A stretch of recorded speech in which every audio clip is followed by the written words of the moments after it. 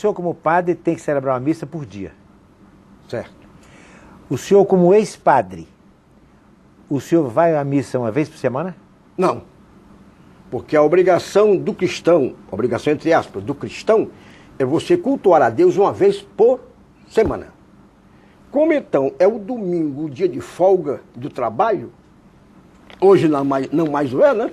Então cristalizou-se o domingo e a igreja colocou num de seus mandamentos, né, a missa aos domingos e festas.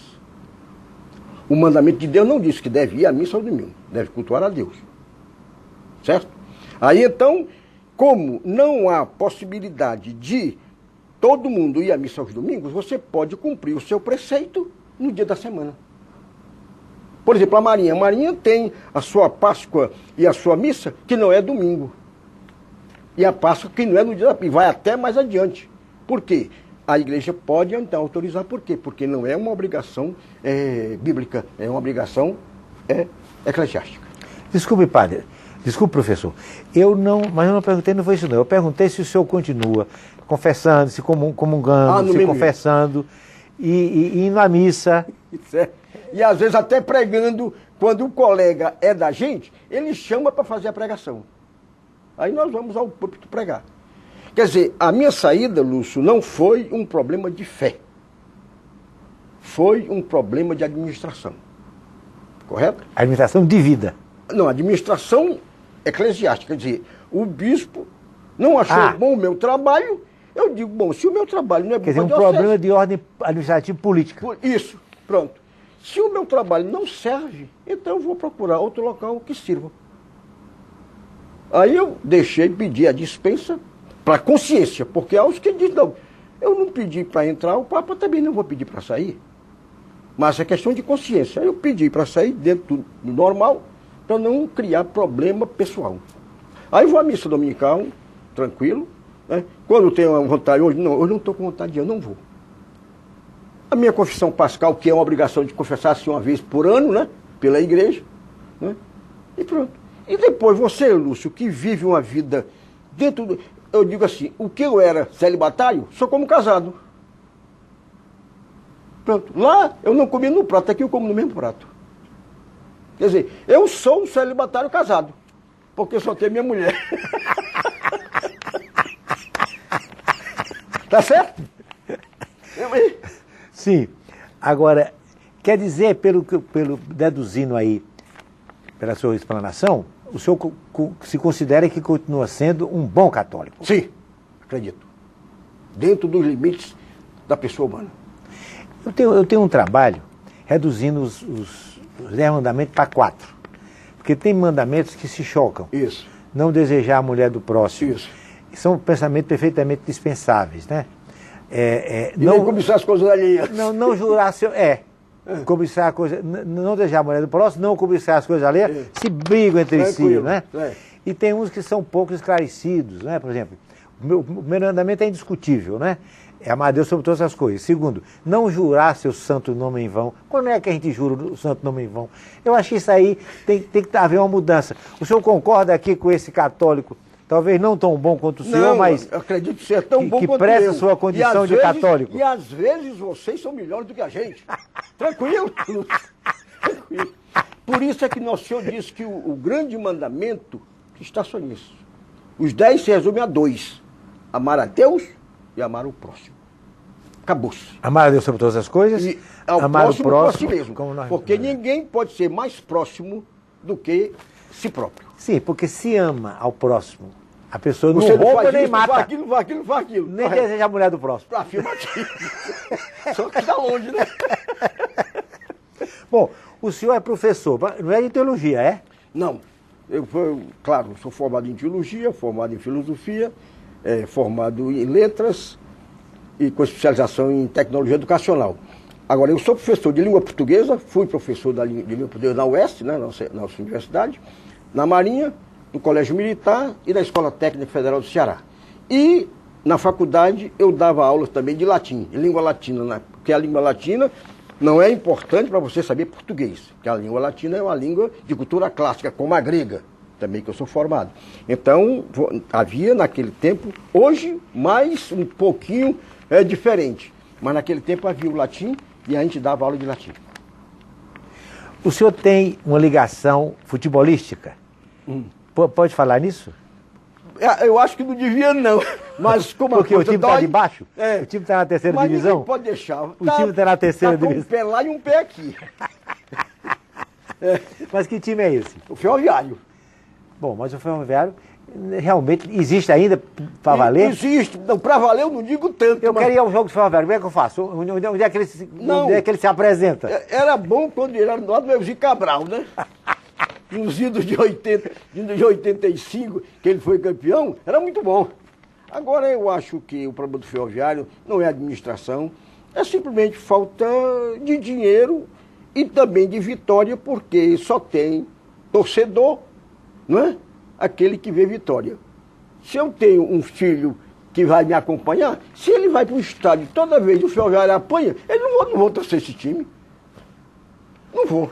Né? Falando em filho, se uma filha sua pedisse orientação, qual igreja que o senhor orientaria para ela ingressar? Seria a católica? Na minha formação, sim. Até a idade dos 18 anos, eu orientaria. Como eu fiz com todo o meu trabalho. Vai frequentar o catecismo, vai fazer a primeira comunhão. Agora, chegou aos 18 anos, você então tem autonomia de voo. Aí a escolha. É como há determinadas pessoas, né?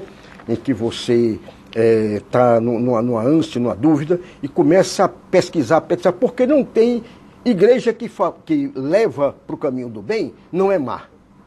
Eu não posso dizer que a minha é verdadeira. Para mim, a minha é verdadeira. Mas para você que é evangélico, a sua é a verdadeira. Então nós não vamos colocar em choque.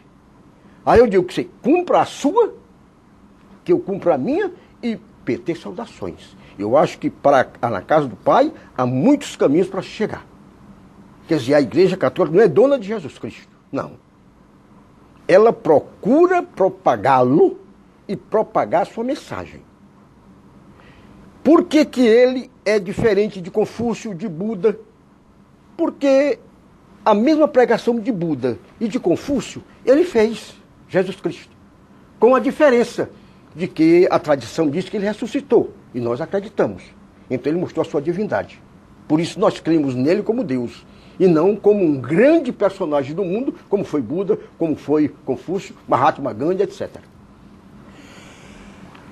Professor, a questão da confissão.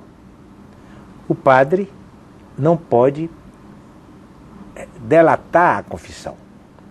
Mas, por exemplo, há um crime. Matam um ancião de 80 anos. Um cidadão vai se confessar ao padre e diz que foi ele o assassino. Nesse caso, o dever de cidadão não se sobrepõe à obrigação eclesiástica e o padre não deve ir à polícia? Não. Ele deve fazer o esforço para que ele vá à polícia. O assassino? O assassino. Mas isso não vai? Não vai. Mas então, aí não, porque não há até hoje, Lúcio, nenhum caso de violação do segredo da confissão.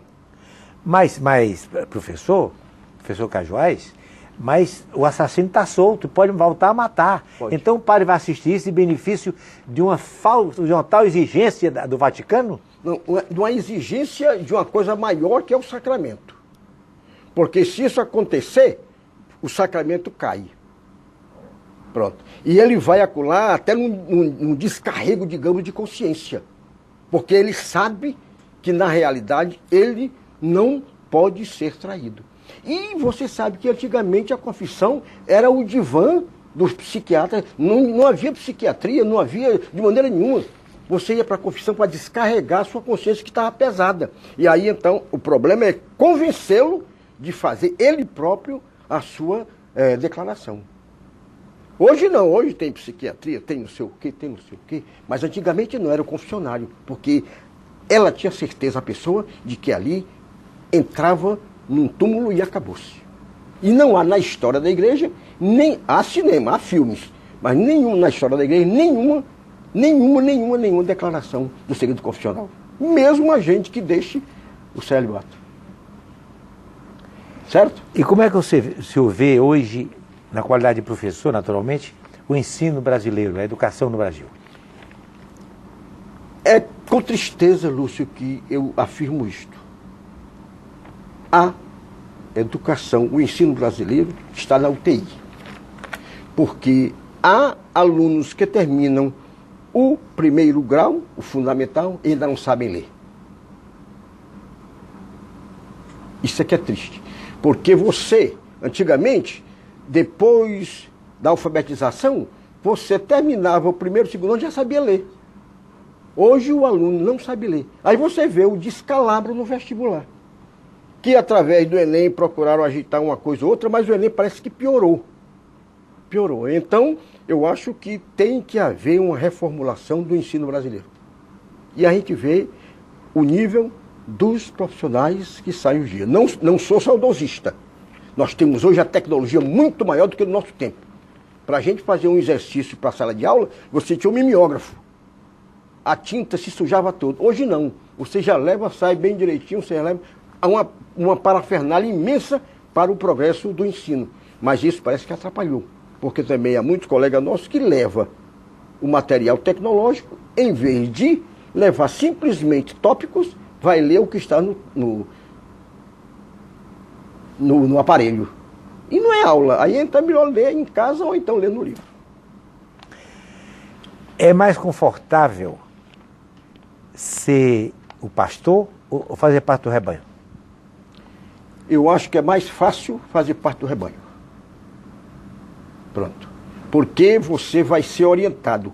Ele vai ter que buscar alguma coisa. Daí porque as reuniões frequentes desse povo que dirige. Se não houver essa reunião frequente, né, o pastor pode perder o rumo. E na realidade pode perder. Né?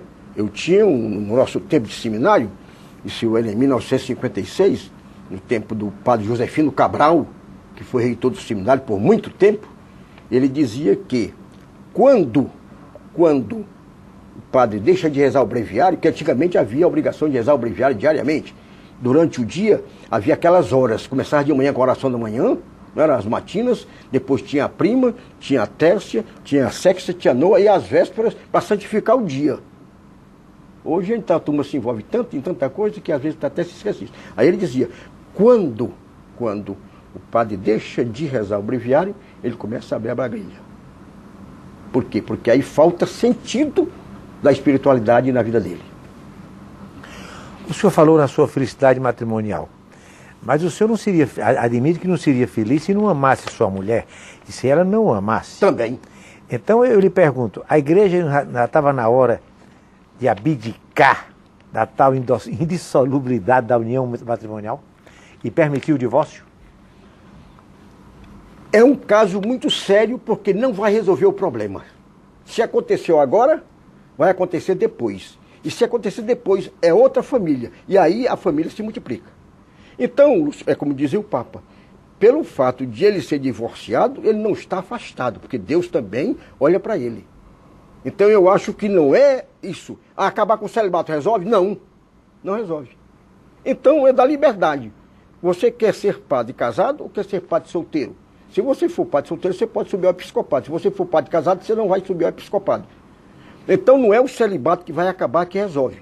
E não é os desmandos existentes na vida sacerdotal, não são só originários do celibato, não. Porque tem gente casada, que você sabe muito bem, gente em todas as profissões, que caminham errado, por quê? É a marca da natureza humana. Agora você, evidentemente, tem que saber se conduzir. Até domingo.